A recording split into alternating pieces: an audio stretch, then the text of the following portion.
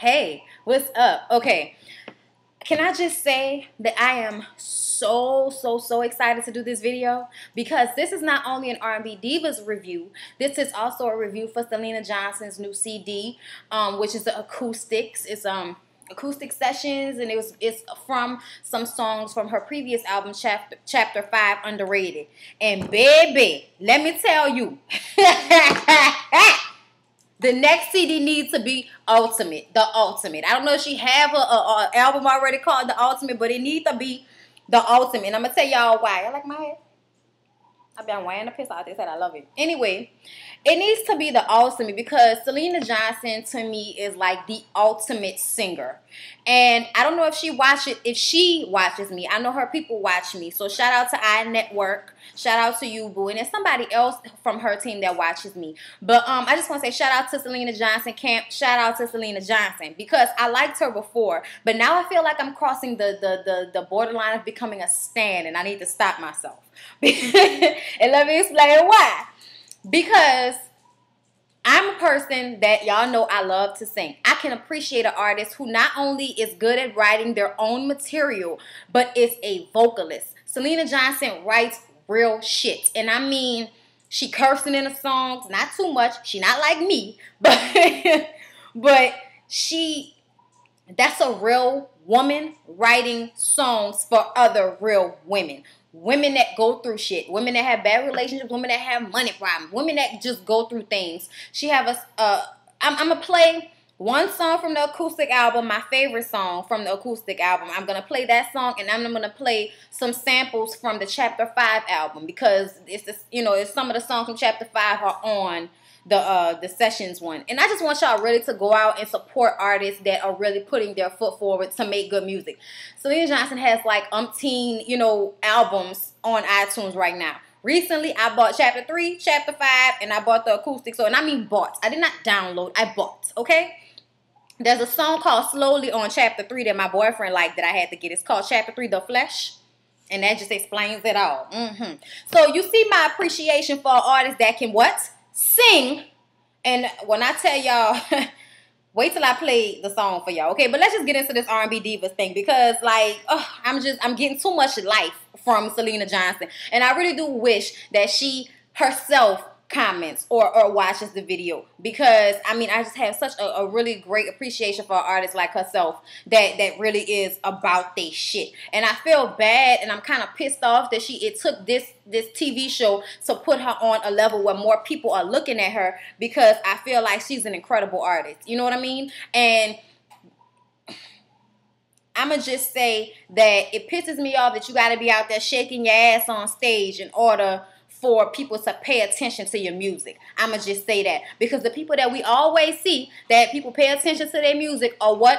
Shaking their ass on stage, doing Rihanna shit, doing Beyonce shit. The people that actually are vocalists and are writing good music, it's like if they don't have good management or good PR people, good people that's like putting their stuff out there constantly, then you don't see them as much. And that's what pisses me off. But that's a whole nother subject for another fucking video. But we're going to get to this R&B diva shit. I'm gonna learn the lyrics to that. Okay, did you really just drink water and then come under the table and put your wet mouth on me? Move. Okay, sorry. So R&B Diva started off with Syleena Johnson doing some vocal exercises. If y'all don't know what those are, most musicians have to do vocal exercises every day because they have to warm up their voice. I am somebody who does this all the time like that. I do that shit all day. People at my job be pissed off at me, but I'm like, I am getting my voice ready for a video. Get out of my facial, okay? That's how I feel, but whatever. Anyway, so she was doing her vocal rehearsings for her acoustics performance that she does at the end of the episode. I don't think this is the same acoustic performance from the album because Tweet sings Angry Girl, which is one of the songs that I like on the Acoustic album. It's on Chapter 5 as well. And Monifa sings it on the show. But anyway, we get introduced to her relationship with her father. I think his name is Sly. Yes, his name is Sly Johnson. Don't that sound like somebody that be slanging that dang-a-lang? Sly Johnson. Yeah. He was a musician. He plays the guitar. They have a Ike and Tina relationship, as she put it. And what that means basically is you better go out there and perform. Let me tell you something. This whole damn episode gave me life, y'all. I'm going to be real honest with y'all. This whole episode gave me life. Anyway, so, you know, she's getting her music together. We get to, you know, understand what her relationship is like with her father a little bit. And then we move on to Kiki. Well, actually, Michael, you know, her husband, he wants all of the R&B divas to join him at his church for a Bible reading. Okay? And everybody's receptive to this. Monifa is a little, you know, nervous because, and I understand this, as being a bisexual, when you are a lesbian or a bisexual, you are weary of certain churches because when they find out your business, they like to make you feel like you're not welcome. They like to talk about you. Church is one of the most messiest places you can ever fucking be. I love it, but I'm just saying it's some messy shit, okay? So they all go. Monifa shows up. Michael was saying he was nervous about her because, you know, because of her, you know, being gay or whatever. You know, he was worried about that. But I'm like, gay people love the Lord too. What is wrong with you? I've been in a church, boo. What I do in my bedroom don't have nothing to do with me going to church on Sunday. I ain't been going like I need to, but you better be damned if I don't wake up and sing I Love the Lord by Whitney Houston on a Sunday morning while I'm cleaning up. I love the Lord. I sure do. Surely do love the Lord. Yes, I do. Don't make me go there, y'all, because I will go there, and that is the song. I can sing the piss out there. I didn't give myself chills singing that song. I'm going to keep messing with this hat because that's just what I do, okay? Anyway, so yeah, they all went to the Bible study, and it turned out, you know, it turned out good. Everybody's going, getting what they need from the word, you know? And the pastor was basically, you know, saying that the devil ain't going to come looking ugly. Nope. The devil is going to come looking pretty with nice hair and a nice smile and a nice body and, yes, God in the pants.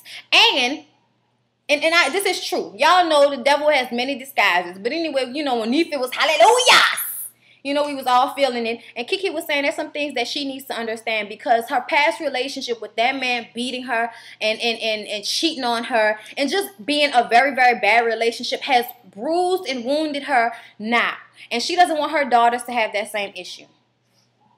And I don't either. And I'm glad she's doing that because some people really don't feel like they need to get help. And it's like you don't realize how much talking about things can help until you do it.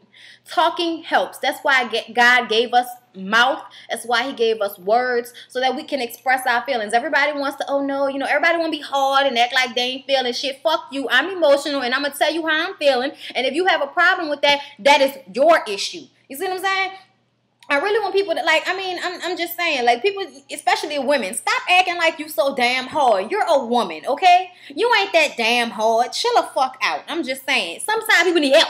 And Syleena are in the studio, and they're rehearsing for the song Angry Girl that Tweet originally sang. And can I say, Tweet sang the piss out of the original version, but Monifa really does sing her ass off. And I'm glad that we get to see Monifa singing because from the things that I've heard from Monifa, you can't really tell what she's working with vocally. And when she sings Angry Girl, she goes off. Angry girl, you know you're breaking my heart because you're making it so hard for women like me to find Prince Charming. Angry girl. Yeah, whatever. I love the song, if y'all didn't know, because I kind of know the words already. But I like that. I like it.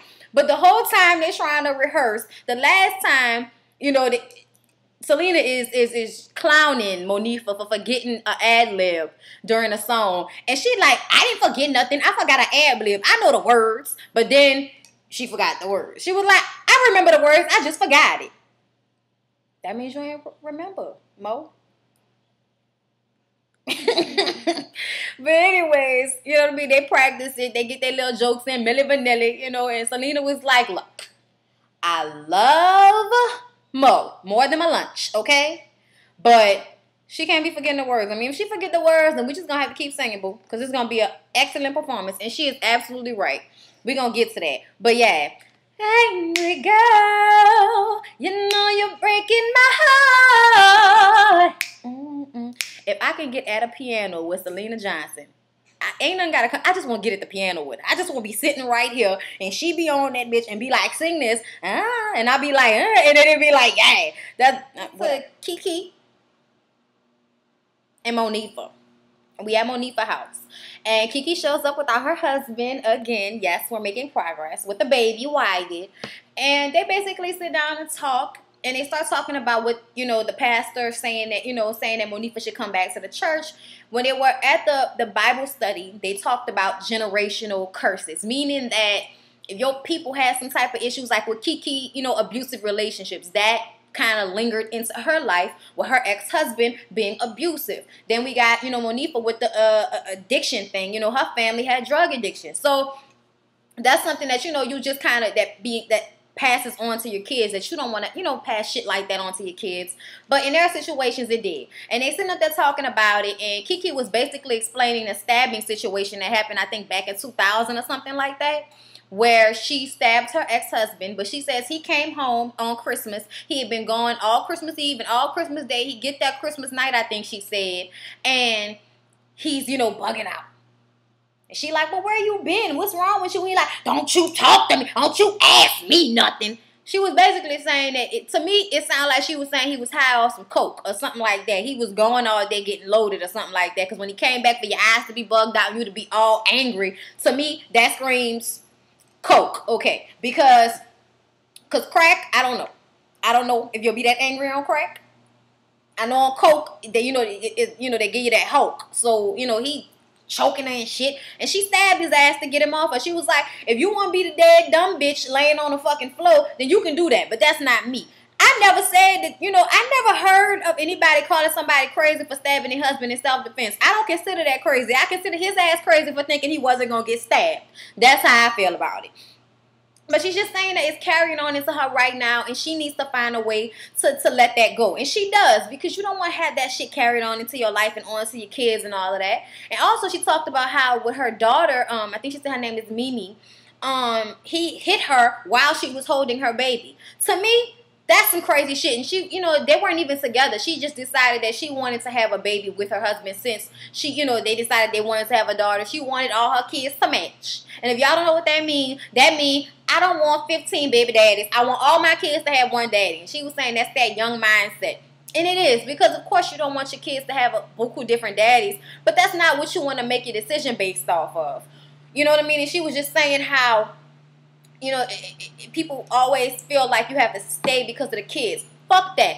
I don't agree with that shit at all. Your children should never be the reason for staying in a bad situation, because at the end of the day, it's more unhealthy for them than it is for you to be happy and healthy and alone taking care of them, than for y'all two to be fighting and shit and showing them dysfunction. So I'm glad she got out of that situation. And Monifa was just talking to her and telling her, you just got to let it go. And, it happens, and you're not over it because you're still hurt, and it's understandable. And, it was just a real deep conversation, and it shed light on that issue that we've been hearing about for years that she probably never really spoke about, on a mass scale like this until now. So, like I said, the fucking show is going hard in the paint. When we come back from commercial break, Monifa was, her still talking about it, and we've kind of uncovered that, okay, we all know Monifa was on drugs for 7 years. She was on that cocaine, and it was an escape.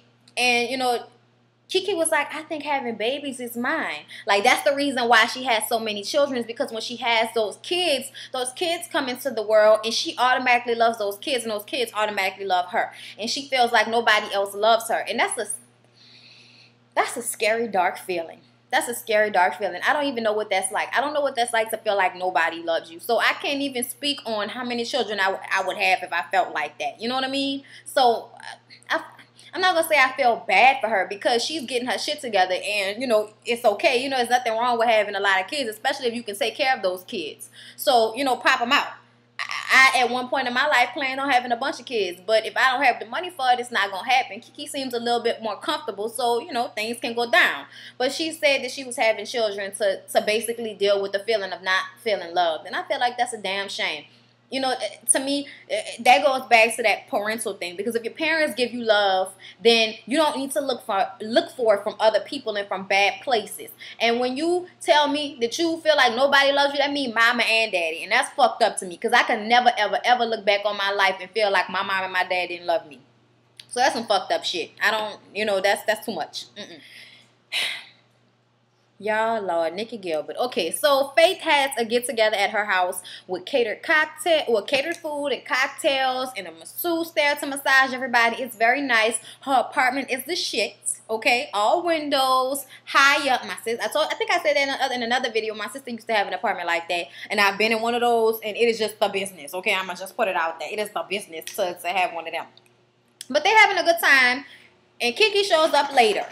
But before we get to that, can I just talk about Faith Evans saying that back like 16 years ago, she was at Puff's birthday weekend and some police was trying to tell her to move.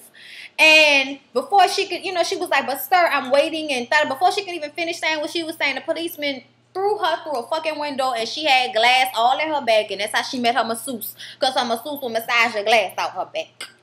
And I'm just like, word. See, police be over fucking reacting. We was just talking about because the police department, I forgot what school that was, where they had like these I think it might have been, I don't know where it was, but they had like some demonstrations last year, and they were like just spraying peaceful demonstrators in the face with fucking pepper spray, just spraying them. That shit pissed me off.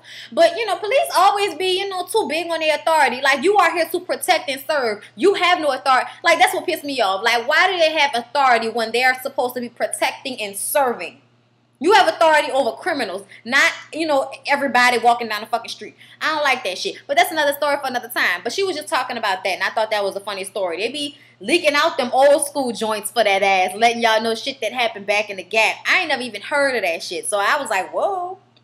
But anyway, so Kiki gets there with baby Wyatt, and she's alone once again, but this is very telling. So she sits down, and she tells all the ladies, since everybody is there, she tells everybody, I'm about to officially start counseling so that I can get over these issues, because I don't want my kids to grow up with the same issues, like she's been saying. Nikki comes out of nowhere because this is the first time that Nikki is hearing it. Syleena and Monifa already knew. So the only people that are new to this fucking information is Faith and Nikki. So when she says it, Nikki starts to freak the hell out. She don't want to have this conversation with cocktails. So you mean to tell me, because bitches be drunk, we can't have a real conversation? Let me tell you something. And I always say this. A drunk mind speaks a sober heart. So I don't like the fact that I guess she thought that they were going to get into some kind of argument, or that Kiki's feelings were going to be hurt. But Kiki brought the situation up. So why couldn't anybody else say something? I guess she thought Syleena or Monifa might have said something to hurt Kiki. But to me, it wasn't your place to be dictating what was said. You ain't nobody fucking mama. And it don't matter how many cocktails the motherfucker done had. We all grown women. We can talk about whatever the fuck we want to talk about. And if you don't want to participate in the conversation, then you can just get the fuck out, or you can sit there and not say anything. But for her to flip the hell out like she just did, that made me want to be like, somebody take the fucking baby from her. Because why is she screaming like that, holding the baby? That could have scared the baby. What if the baby started to cry? See, that's too fucking much. I'd be like, oh, trick, give me my baby. So it is obvious to the other girls that Nikki is out of her fucking mind, okay? And Faith starts busting out laughing, falling on the floor laughing. She like, this bitch. I don't know what you think. She out of that. And Syleena was like, she ain't talking to me. Lord have mercy. And all I can say, y'all, is Nikki is fucking crazy. She said things go on in Nikki's mind, and she needs her moments, so we need to just let her have her moments. I like how, even though Nikki is being completely preposterous, the girls are all just either laughing her ass off, or they're not really catching the attitude back. And Kiki was like, shit, I ain't drunk, I need to catch up. And she reaches her glass to Monifa to pour her some more wine. She like, she doesn't need another glass. No, she doesn't. Nikki, you left your kids at home, so I'm gonna need for you to chill the fuck out. Matter of fact, you probably don't need no more drinks. You need a joint or something. I don't know what this bitch needs, but she needs to calm the fuck down. And to me, like, I like the way Faith and them laughed it off, but on the real though, that would have been one of them. So maybe it's time for you to go. moments. I'm just saying. I'm just saying. Hey. Now this conversation with cocktails. So Kiki and Michael. Yes, the garbage can in the background, y'all. Sorry. It's banging in the background.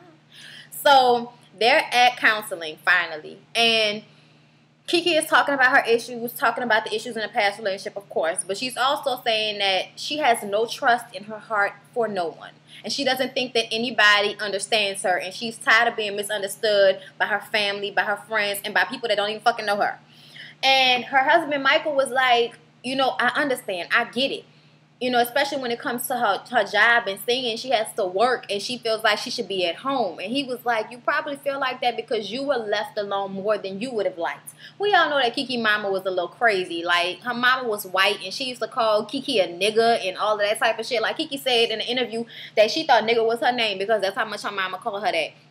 And even though, you know, she may not feel like it's a racial thing, I feel like it is. I feel like that's a racial thing. I feel like that's some form of fuckery for you to be calling your child a nigga. Because as a black person, a completely black person, both black parents raised by a black mom and a black dad, they never fucking called me a nigga. So I feel like my white mama shouldn't be crossing that line either. Because if it was a white daddy and a black mama, the black mama would have stabbed him in the chest calling the child a nigga. I'm just saying. So, you know what I mean? Like, we already saw what happened with Halle Berry and her baby daddy. She, you know, she's trying to get complete custody of the fucking child because he, you know, so-called called the child a nigga baby. I don't know if that's true or not, but I'm just saying. Example. And they're talking about it, and she was like, at the end of it, she feels so much better. And I say that all the time. Like, and this is just goes out to everybody, a little bit MF advice. Talking about things, no matter what it is, sometimes can release the power of those things. And I'm going to say sometimes because sometimes you have to talk about it more than once. But really getting it off your chest and expelling it and putting it out there and just saying how you're feeling to the right person sometimes can really free you of those feelings. All right? I'm going to be real with y'all. That shit can really happen. Like I said, for instance, in my relationship with my own man, I think I said this in my MF and advice video, that it's hard to stay in a relationship. It's hard to be faithful. It's hard to be in a relationship for years and stay in love with that person. However, I can't wait for Larry to get home because I have surprises for him. He had a bad day. And so I went to the mall and got my boo some stuff. You know, his birthday next week. So this is like, you know, his birthday is actually next week, Wednesday. Or is it Tuesday? It's Tuesday. So, you know, I just, you know, want to spoil a little bit. He's a good man. He deserves that. You know what I mean?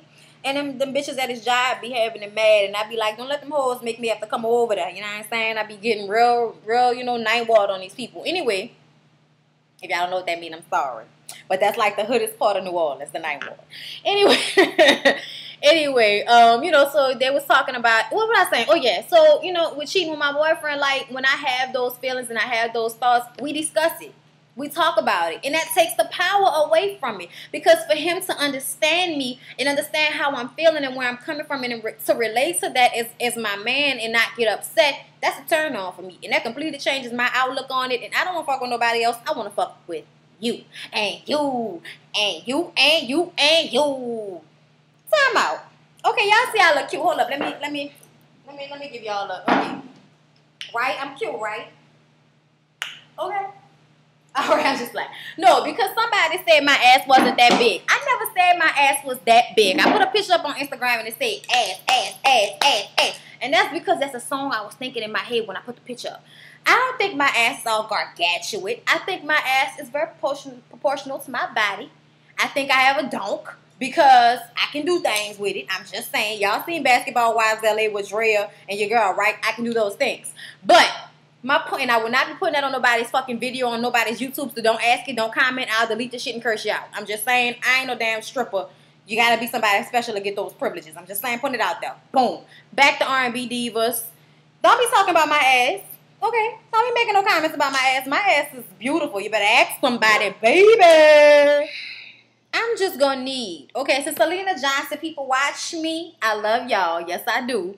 But I'm gonna need for y'all to find better people to be dealing with Syleena, okay? Because if I get one more ratchet-ass black bitch acting ignorant at a fucking photo shoot or at a motherfucking club, I'm gonna go off for real, okay? I'm gonna find out what club that is and go to that shit and stand outside and boycott and say, don't go in this bitch. Because whoever this motherfucker is, they don't know what they doing, okay? When it got to the venue, first of all, the sound check is supposed to be for 5:30. The show starts at 9 o'clock. The owner of the building told them that they could not get in. Syleena and her people, the person who the show is for, couldn't get in until after 5:30, after the time of their sound check. So they get in there. Okay, fine. We can just hurry up and do the sound check. Oh, no, we can't. There are no amps. There are no microphones. When Syleena's sister, Syleena, go to, it's Syleena. Okay. Because, you know, they all got that same Syleena. Okay, Syleena goes, Dr. Syleena Johnson, okay, goes to ask the promoter, Kim, this very ratchet-ass hood bitch, who I'm trying to figure out how do you have a formidable business when you handle people like this? Because it looked like she didn't know who she was talking to. She was talking to John, which I'm guessing is somebody in Selena's camp. I don't know. But when Syleena came up to ask her where are the mics, she was like, oh, I'm trying to still get everything set up. She's like, well, we have 4 people that can help you if you need help setting everything up, but we couldn't get in on time. What was the issue with that? Well, look, you need to go talk to the owner about that. And well, he told me that we could not come in until you were here, so I'm asking you. And she was like, well, you know what? Let me answer him first. And, you know, like, basically disrespected the fuck out of Syleena. Boo. Okay, now, what were you saying? That's what she did to Syleena. And Syleena was like, boo, do you not know who you talking to? I'm the manager, bitch. I'm the one you need to be talking to, not John. And John was like, no, you need to be talking to her. So he even told her, and that made her mad, I guess. And Syleena came over there because she saw them arguing. She was like, look, this is my sister. This is who you need to talk to. We couldn't get in here on time. I can't do a sound check in front of people. Y'all are going to let people in here at 6 o'clock. It's 5:45. I can't do a sound check in front of people. Well, we're not letting anybody in yet. She was like, well, look, y'all need to get this shit together because this shit make my head hurt. And she walked off. And I just want to say, whoever the bitch is, oh, my God. She needs nobody's business. She needs nobody's motherfucking business. So Syleena is back there getting her makeup done, and she's already nerves bad because her daddy, I think it's Syl Johnson, not Sly, Syl. I'm saying the shit wrong. Sorry. Anyway, and this is where they get their names from. His name is Syl, I guess, Syl Johnson. Anyway, I'm still trying to get over the fact that she had to pay $5 for a bottle of water for the fucking singer. She told him, tell them to roll the bottle up and shove it so far up their asses they become a fountain. And I instantly got the giggles because I thought that was hilarious, and the fact that she thought of that so quick. Under what act does the artist have to pay for the water? Under what act? Under what act? It damn sure ain't act 1, 2, and 3, and 4, and 5. It sure ain't them fucking acts because it wasn't on, girl, it wasn't on my playbill. Child cheese. So Kiki and Michael Jamal are at the house chilling with all of the kids, all of the 10,000 children that they got. And Kiki was just talking to him about how she feels like he understands her when they're at therapy, but he doesn't understand her when they're at home. And he basically had to explain to her that it's not that I don't understand you, but you barking. You barking and shit at me.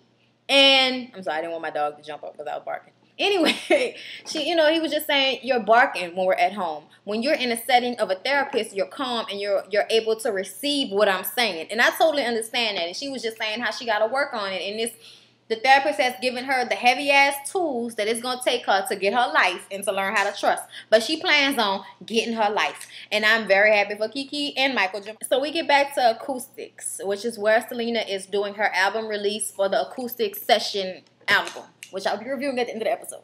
Okay, but anyway, this is the funniest and saddest part of the fucking episode, okay? Because that daddy is hilarious. But it's sad to see that type of relationship. He came to her performance. Her dad shows up. And she's saying, why can't you be supportive as a father? Why are you always on artist mode? He show up with his guitar. And she was like, I don't know whether he brought that because he really thought he was singing or because it matched his outfit or what. But he is under the impression that he is performing. And, they bring out the guitar. It was a nice guitar, too. But, her daddy performed for years. You know what I mean? So he has a backing. He has experience. And she was like, I want your advice as my father. But he doesn't know how to do that. And he was just basically saying, no, you better go out there and you better be good. with the glasses like this. And, you know, Select, the older sister, is trying to explain to him that you need to be there for her as her father. Nah, I'm not doing that. Nah. And in this conversation, you know, Syleena starts to cry and she's upset, not only because of what's going on with the sound check and all that dumb shit with the promoter. Then her daddy come up in here being critical, and he never has anything good to say from what she says. It's all critical. He didn't even like chapter 5, which I like, so whatever. But, you know, obviously you can see she love her daddy, and her daddy love her because he was there. He just don't know how to be supportive in that way. He don't know how to do that. So, you know, old dogs, you can't teach them no new tricks. But the conversation basically ended with him telling her, if you ain't doing what you're supposed to be doing, you need to be washing dishes. And I was like, drop the motherfucking remote. Oh, Lord, that shit was funny. But he walked off, you know, and Syleena was crying. And I felt bad for Syleena because she was like, he's the worst father ever. That's some tough words to say. That's some tough words to say. And I'm just going to say this, Syleena. Unless he molests you as a child, don't say no shit like that. Don't say that. Because I know worse fathers. I'm just saying. But, you know, the show must continue. And the fact that she performs like she does with all of this shit that went down at this show proves to me that, like I said, she is the ultimate artist. For real. So that next album, Chapter 6, Syleena. Call it the ultimate. The ultimate Chapter 6. So Monifah arrives backstage, and she kind of talks to Syleena and gets her into a better place. And Syleena is feeling good. And I love how Monifah is always the person to talk to people, and she talks to them in a way that calms them down. And I love that about Monifah. Like, her whole little aura, you know, when she's around the other girls, I just love it. She's very positive, and she's very comforting, and that shows on the screen. So shout out to Monifah. But, so we get on with the show. And the fucking mic is going in and out and making that noise. And she was like, where y'all got this from, the dollar store? She was like, oh, hold up. And on top of the, you know, the mic being from the dollar store, you know they didn't want to give us no water in here. Talking about we had to pay $5 for water. We had to go out in the back and get it out of a well. She was joking her ass off, and I loved it. And Faith was like, here, baby, take this water up there to my girl, all right? Faith, I love them. Like, I love them. There's not a dry chick in the group. And that's what I can appreciate about this show. This shit is way more entertaining than Basketball Wives LA. I'm just saying, get your life. So, you know, after, hold up, Syleena Johnson's daddy is on the mic for some reason. Hold up.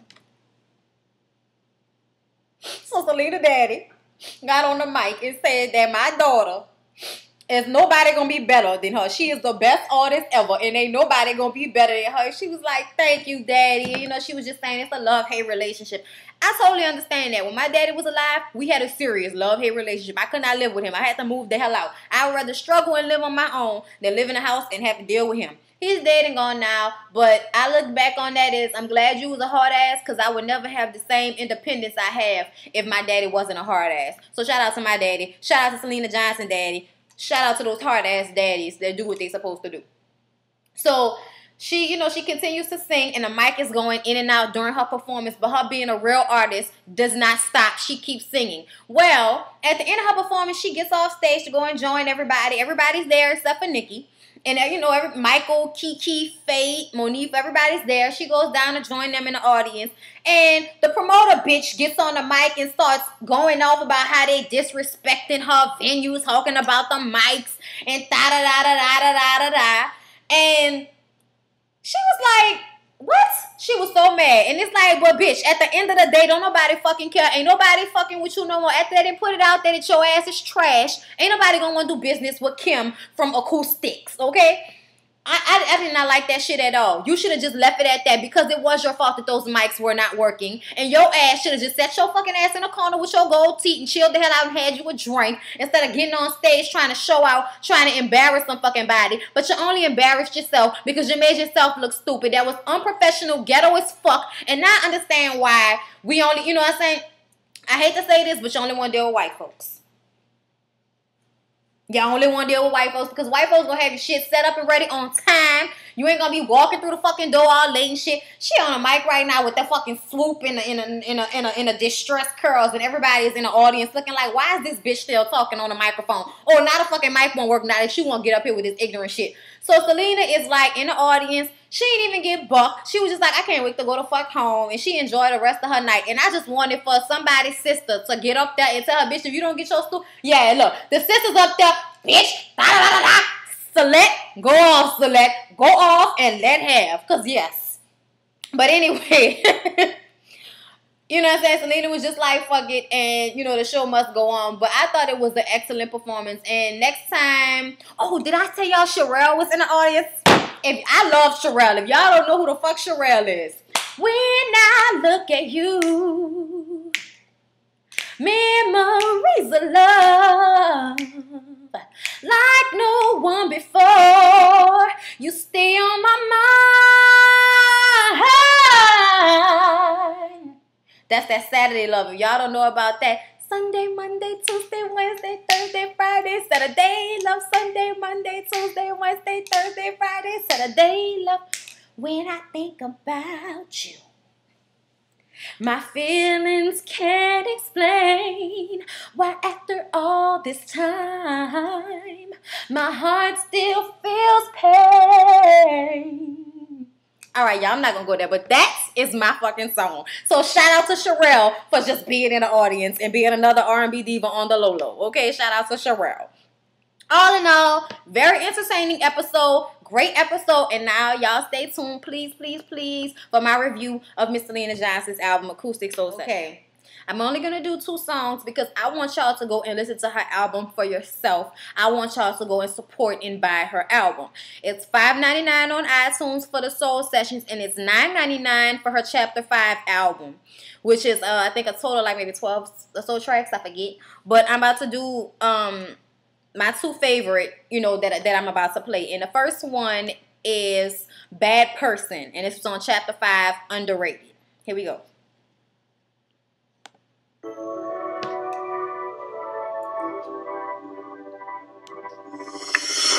It's been about 7 days now, and already I feel a certain kind of way. I don't know the words, so I can't sing it, but feels like I'm ready.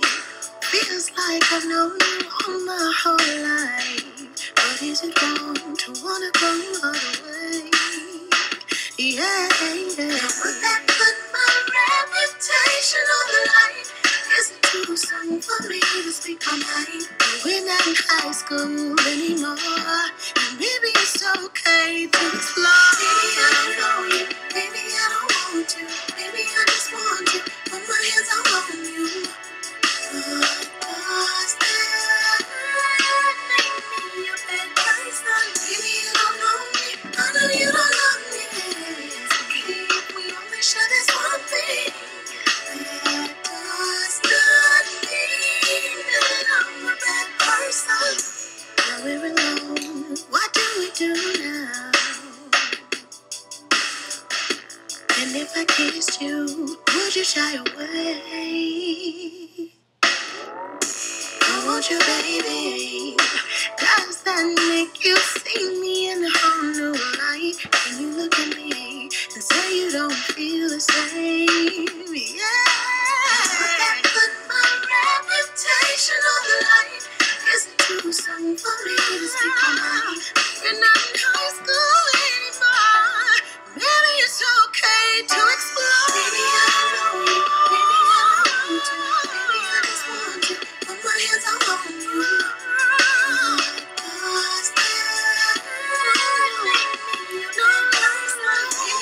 that was Bad Person. And as y'all can tell, I like that song. I didn't really give y'all the tea like I could have gave y'all the tea with the dancing and all of that. So don't be on this bitch talk about I can't dance. Bitch, I wasn't trying. Anyways, on to the next song. Okay, this song was originally written by Mick Jagger, Rolling Stones. They performed it first. The Sundays have a version that I've been listening to since Fear came out in the 90s. I don't know if y'all have ever seen Fear with Reese Witherspoon and Mark Wahlberg. I'm somewhat of a movie buff. I get a lot of information and a lot of music that I like from movies. There was a scene in this movie where they're on a roller coaster and he begins to finger fuck her as the roller coaster is going up and the song is playing, and then they rush down and she's like climaxing and the song is going and it's just a shit, okay? It's called Wild Horses, and that was the Sundays version. When she started to sing this song, I was captivated. I love the Sundays version. And I always wanted to cover the Sundays version. But I'm glad I heard her cover first, because now I can cover her cover. Because her cover is the fucking shit. And I just want to play it for y'all so y'all can hear it. And it's like a 6-minute long song. So I don't know if I'm going to play the whole thing, but I'm definitely going to play it because y'all just got to hear it. This next song I'm going to sing to you. Let me get some water because I don't know what's happening. It doesn't have anything to do with the albums, but I love this song so much, and so do I. I wanted to sing it for you all, so I just thought it'd be nice because it's really good acoustic. Yes, it's really good. It's a really good acoustic song, and it's called Wild Horses, and I like to sing the Sundays version. So here we go. Y'all ain't ready. Okay. Y'all are not ready. I'm going to try not to sing during this because I want y'all to hear her. Because I know the word. Pick it up. There we go. Childhood living is easy to do.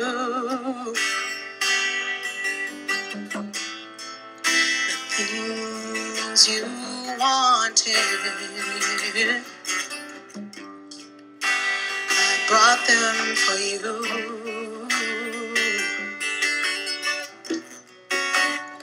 Graceless lady,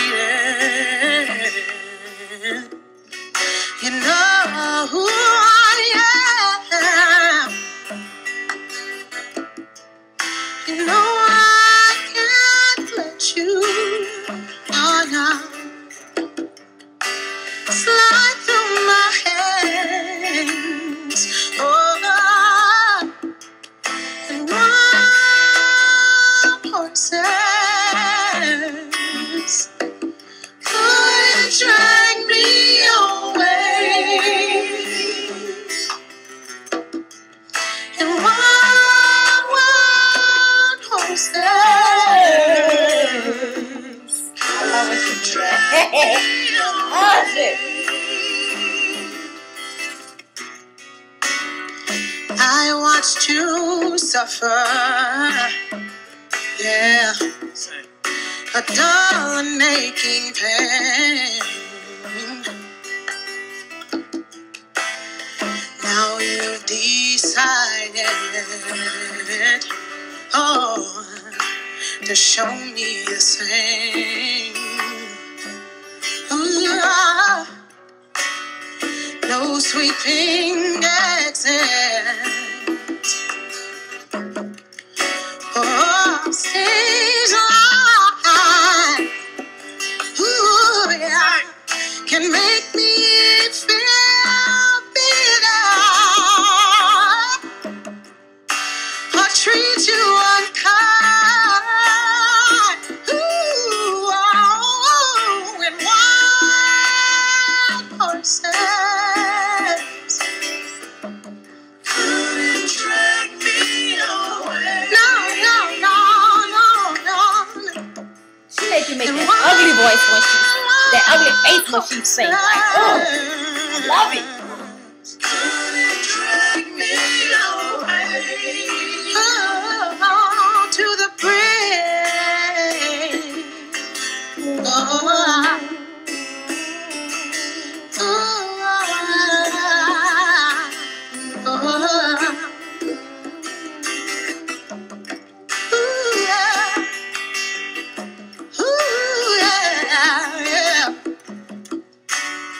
Faith has been broken. Yeah. Tears must be cried. Oh, and let's do some living, baby. After we die. Oh, and wild horses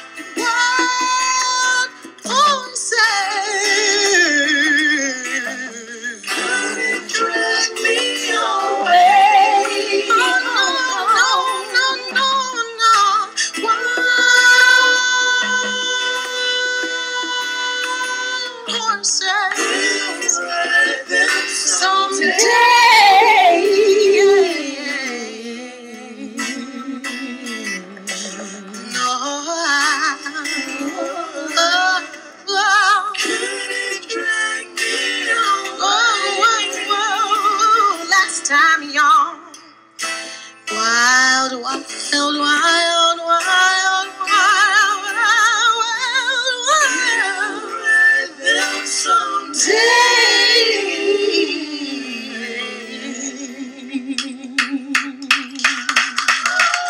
Thank you. So, if that didn't help y'all want to go check out that album, y'all don't know good singing, y'all don't know good acoustics, or y'all just can't appreciate it. And if that's the case, I don't really give a fuck because I appreciate it, I loved it, and I bought it. And if anybody else that wants to hear the rest of her album and to hear that song again, please do not do the MP3 version of my motherfucking video just to keep the song. Go buy the fucking song, y'all. The songs be like, the whole album is $5.99. Stop fucking playing with my emotions. Shout out to Syleena Johnson for an awesome album. You don't know how much that song means to me. So for you to sing it the way you sung it, it was like if a black person is supposed to sing a fucking Rolling Stone song, that's how they supposed to sing it. Wow, wow, wow, wow, wow, horses. I love it. I fucking love it. But anyway, y'all, I gotta go because the dude will be home soon. So I hope you all enjoyed this review, this video. I love you guys. I know it's probably a long one, but it was a bunch of shit in it. So don't forget to like, comment, and subscribe. Shout out to Syleena Johnson. Shout out to Monifa. Shout out to Fate.